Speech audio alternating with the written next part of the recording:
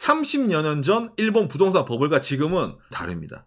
걱정하지 마. 아직까지도 저평가됐어. 가자구. 라는 말이 나올 수 있는 요건이 있다는 겁니다. 구독과 좋아요, 알람 설정 감사합니다. 일본의 부동산 버블이 다시 시작된 이유인데 호? 일본의 부동산 버블 관련해서는 박간의 영상이 음. 예전에 일본이 30년간 불황인 이유에서 제가 좀 다룬 적이 있습니다. 음. 흔히 말하는 이제 무분별한 이제 주택 대출의 남발과 그다음에 은행 각종 기업 간 대출 남발로 인해 가지고 은행이 신용금리를 올리다 보니까 그런 쇼크가 왔다라는 식으로 제가 얘기를 한 적이 있는데 그 이후로는 일본 부동산이 어찌보면 장기적인 침체를 겪었죠. 예, 그러다가 이제 아베노믹스를 바탕으로 엔저 정책, 그다음에 양적 완화 정책이 있었기 때문에 일본의 부동산 시장이 다시 살아난다 이랬었습니다. 예, 그래가지고 이제 당장에 뭐 2020년 원래 예정돼 있었던 도쿄 올림픽을 기준으로 해가지고 일본 수도권 지역에 이제 부동산 가격이 오르네라는 식으로 해서 진짜 조금씩 올랐었어요. 그런데 코로나가 왔잖아요. 그리고 올림픽도 1년 미뤄졌죠. 그래서 많은 사람들이 코로나가 왔으니까 경제 활동도 많이 중지가 되고 이거는 부동산 가격이 좀 이제 떨어질 것 같다. 그리고 당장에 올림픽도 미뤄졌는데 무관객? 야 이거는 뭐 볼 것도 없어. 코로나 전부터 올림픽 끝나면 부동산 떡락한다. 그렇죠. 이미 뭔가 제대로 된 가격보다 많이 올랐다고 그때도 이 얘기 많이 있었어요. 그렇죠. 드디어 이제 떡락이 온다라고 했는데 그래서 이제 박간애가 이제 일본에서도 이제 있는 부동산 관련 영상을 많이 올렸잖아요. 그런데 일본에서도 올랐어. 이제 진짜 떡락이다. 또 올랐어. 야 드디어 막차 탔다. 저 흑우들 봐라. 연끌 해가지고 또 올랐어. 잠깐 또 올랐어. 지금 이 상황입니다. 예. 지금 이게 딱 일본 부동산 시장을 알려주는 현상입니다. 오른다고 이거 타다가 진짜 그거 코인 물리는 거 마냥 꼭 당한다. 진짜 큰일 난다. 그러니까 관망해야 된다라고 생각하시는 분도 많이 계실 겁니다. 일본 사람도 많이 그랬었어요. 그런데 이번에 일본에 온 부동산 버블이 과거의 부동산 버블과 상당히 다른 모습으로 다가오고 있습니다. 실제 일본에서도 그런 뉴스가 많이 나오고 있기 때문에 한번 들어보세요. 예, 먼저 이거 보면서 이야기를 해보도록 합시다. 홋카이도 뉴스. 예. 홋카이도? 삿포로의 맨션 가격 상승. 신축 평균 5천만 원. 박간애가 홋카이도 삿포로에 살고 있거든요. 예. 눈 오는 동네에. 그 동네의 아파트 가격이 미친 듯이 상승하고 있다. 여러분 그래프 보이시죠? 이게 2012년에는 2,939만 원. 우리한테 한 2억 9천. 근데 지금은 5,026만 원 이래가지고 5억이 넘어가는 거예요. 평균. 지방 도시인데 수요가 생긴단 말이에요. 신축 아파트 작년 전국에서 판매 평균 가격이 첫 5천만 원 초과. 뭔가 시사하는 바가 큰 내용입니다. 올해 2월달 기사인데 NHK에 전국 평균이 우리나라 또 5억을 넘었단 말이에요. 일본 아파트 가격이. 수도권 맨션 가격 나오죠. 버블을 넘어서 과거 최고가 된 겁니다. 전국도 기록 경신, 수도권도 기록 경신. 특히 이런 게 1973년 조사 개시 이래 최고. 이게 어디냐면은 일본의 부동산 이제 연구소라고 있어요. 여기서 데이터 모아가지고 어느 아파트가 새로 나오면 거기 분양 가격 모아가지고 있잖아요. 통계를 내는 데인데 그러니까 버블을 넘었었다. 그렇기 때문에 이거 뭔가 좀 이제 심각한 거 아닌가? 라는 식으로 해가지고 미디어에서 치는 겁니다. NHK에서도 치고 이제 아사히 신문에서도 치는 거고. 그러니까 전체적으로 올라가고 있단 말이에요. 그럼 그렇잖아요. 아니 이게 뭐 일본 올라갈 요소가 있나? 디플레이션이고 일본 사람들 버블 붕괴된 한번 맛을 봤는데 이게 좀 뭔가 부자연스럽다라고 느끼는데 이게 일본에서도 특히 코로나가 되고 나서 급작스럽게 더 올라가고 있는 이런 현상에 대해서 많은 사람들이 분석을 합니다. 이게 일본 사람들의 성향도 좀 많이 들어가 있습니다.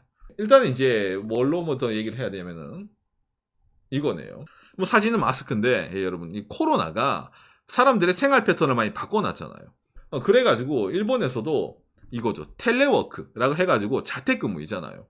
자택근무가 생겨가지고 처음에는 일본에서도 코로나니까 이제 사람들 이제 구매력도 떨어지고 집에서 일을 하고 잔업도 못하고 이러니까 이제 뭐 어디 외곽 지역으로 가서 도쿄 수도권 지역부터 해서 집값 떨어지겠네? 라고 느꼈는데 일본식 재택근무가 뭐냐면은 일주일 동안에 한 번 정도는 회사를 가야 돼요. 아예 안 가는 건 잘 없어요. 그러니까 출근은 어쩌다 한 번 해야 돼. 주 5일이라면은 3, 4일 정도는 집에서 일을 하고 하루 정도는 회사 가서 말 그대로 뭐 도장을 찍는다든지 아니면 사람들 얼굴 맞춰서 회의를 한다든지 하는 게 흔히 말하는 일본에 있는 일본식 재택근무입니다. 그러니까 아예 너무 멀리 가버리면은 안 돼요. 대신 집에 있는 시간도 중요해. 왜? 평소보다 회사 다닐 때보다 집에 있는 시간이 더 늘어나는 거예요. 그러니까 사람들이 이제 생각을 하는 거지. 집에 있는 나의 주거 환경이 은근히 중요하네. 내가 이거 돈 아끼겠다 임대에 사는데 위에 애들 쿵쿵거리는 소리랑 일본도 층간소음 있는 데 있습니다. 그래서 주변의 소음이랑 신경 쓰여. 생각이 바뀐 거예요.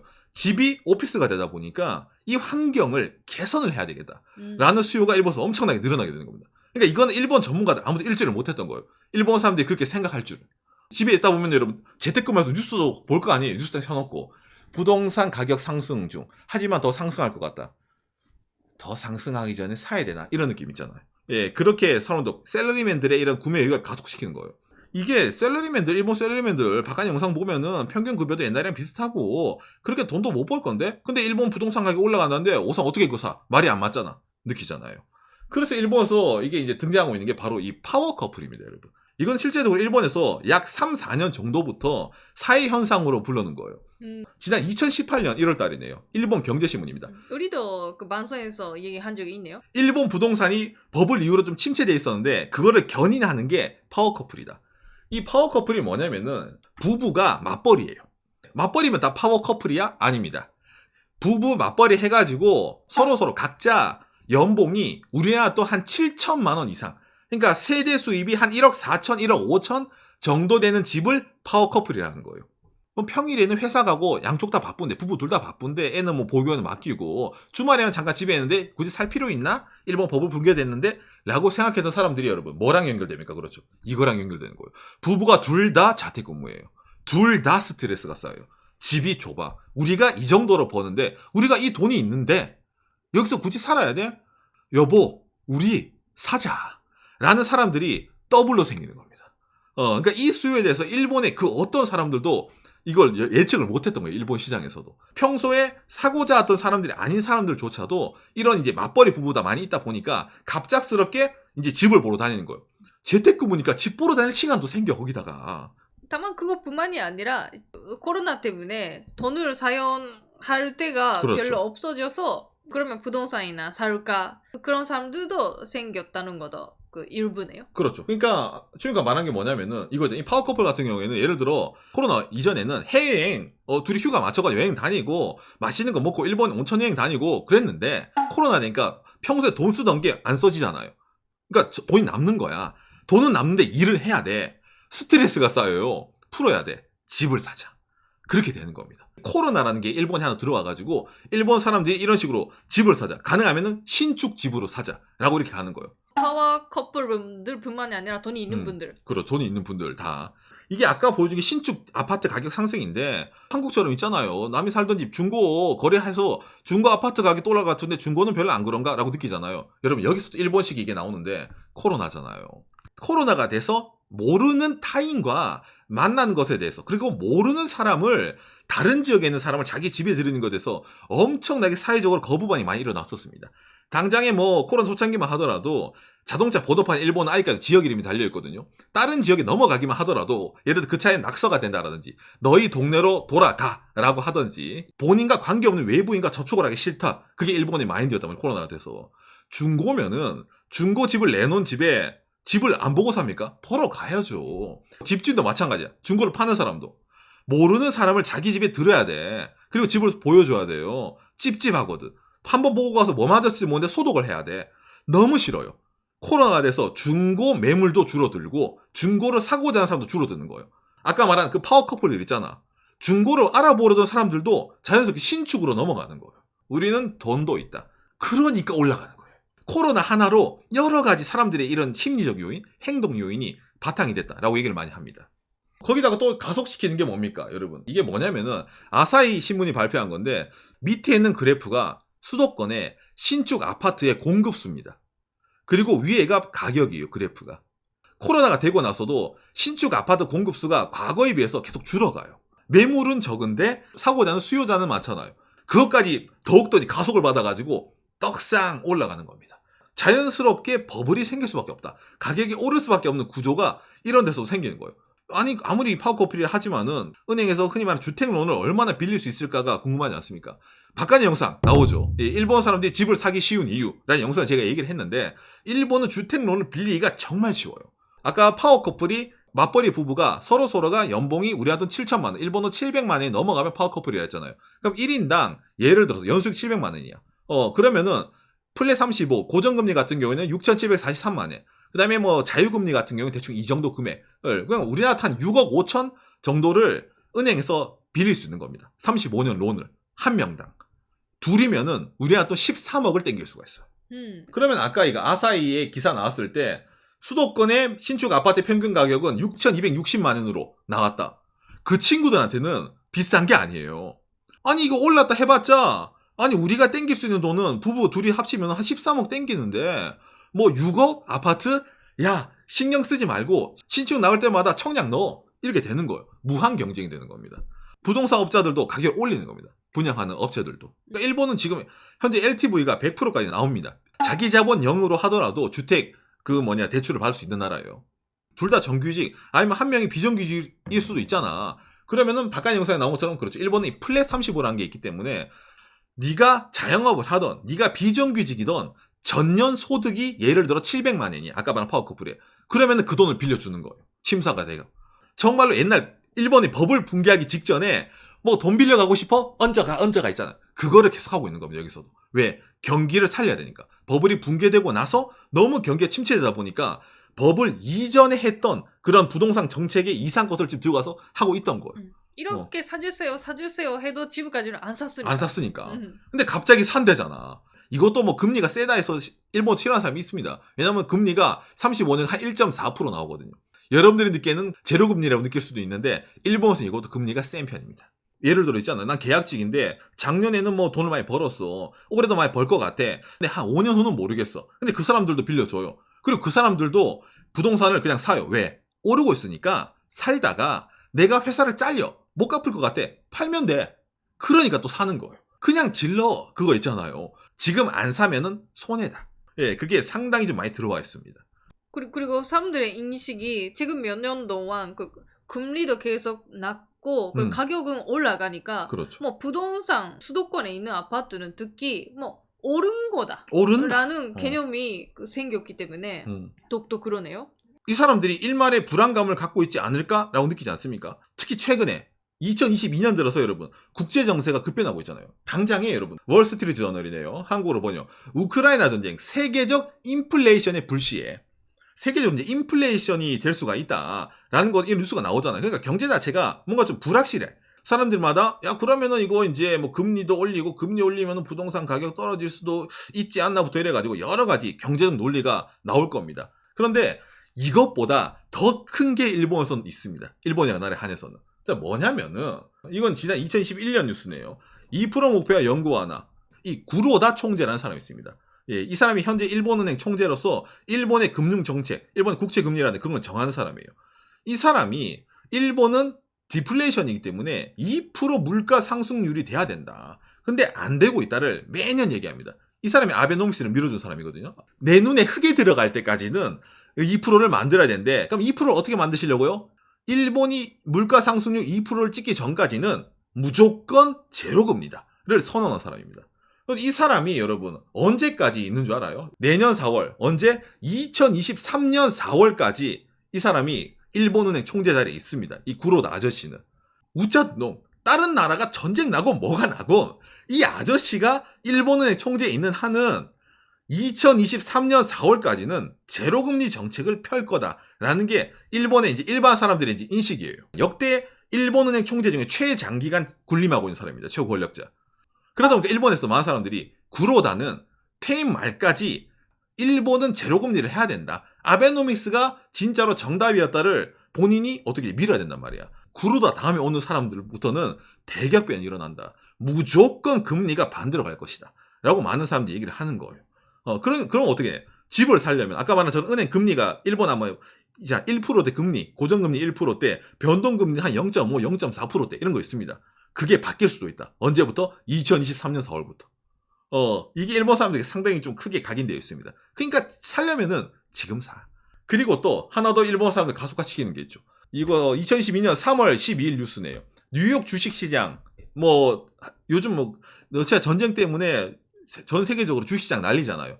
미국도 난리다. 그런데 여러분 엔달러 시세가 117엔대 5년 2개월 만에 엔화가 제일 약해지고 있단 말이에요. 일본은 섬나라입니다. 엔화가 약해지면은 해외에서 사오는 물건의 가격이 그게 싸질까요? 비싸질까요? 비싸집니다.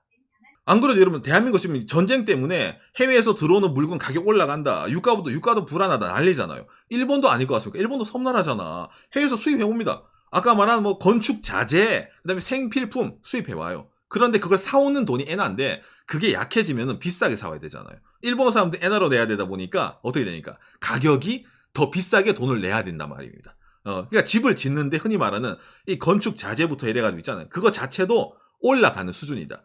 근데 이걸 더 받침하는 게 있어요. 2022년 2월 17일 기사입니다. 엔의 실력 50년 만에 낮음. 실효 레이트란 말이 있습니다. 예, 이게 뭐냐면은 엔의 진짜 가치예요. 이게 옛날에 어떻게 됩니까? 일본에서 엄청나게 엔고를 찍다가 지금 엄청나게 떨어지고 있단 말입니다. 일본 엔의 가치는 지금 역사상 유례가 없을 정도로 똥값이란 말이에요. 그러니까 엔화가 싸단 말입니다. 해외에서 봤을 때는.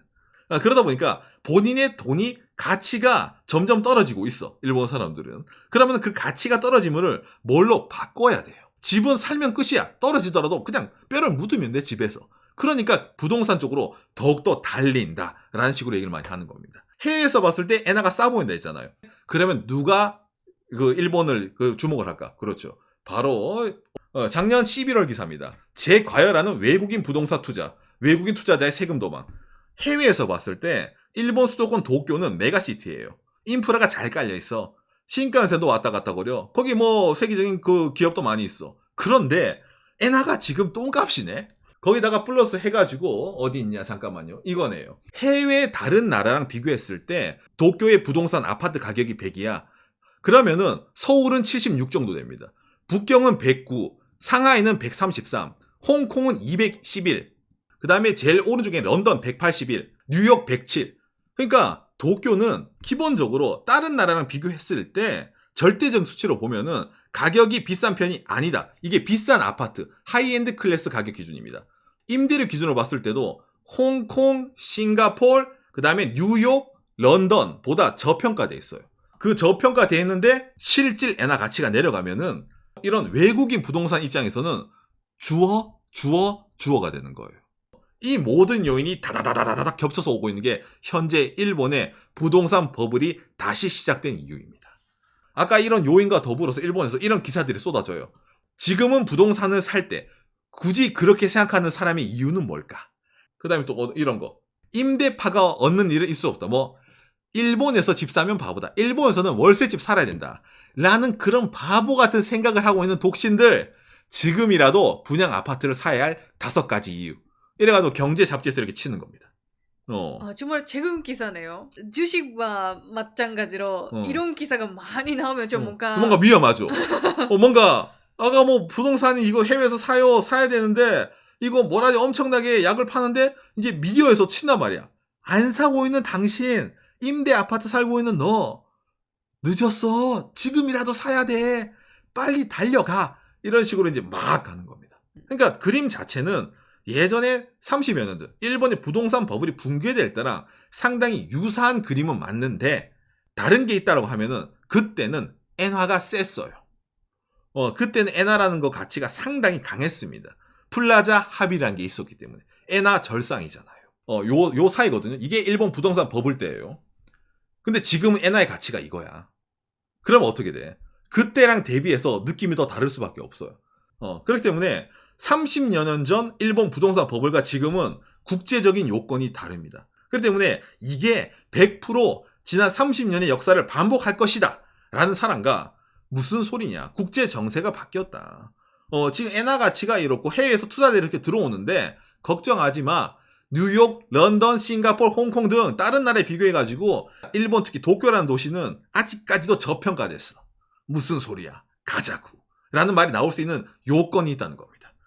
그렇기 때문에 한번 학습을 했는데 그때는 그때고 지금은 지금이잖아. 그러니까 이번에야말로 진짜 간다 라고 얘기를 많이 하는 겁니다.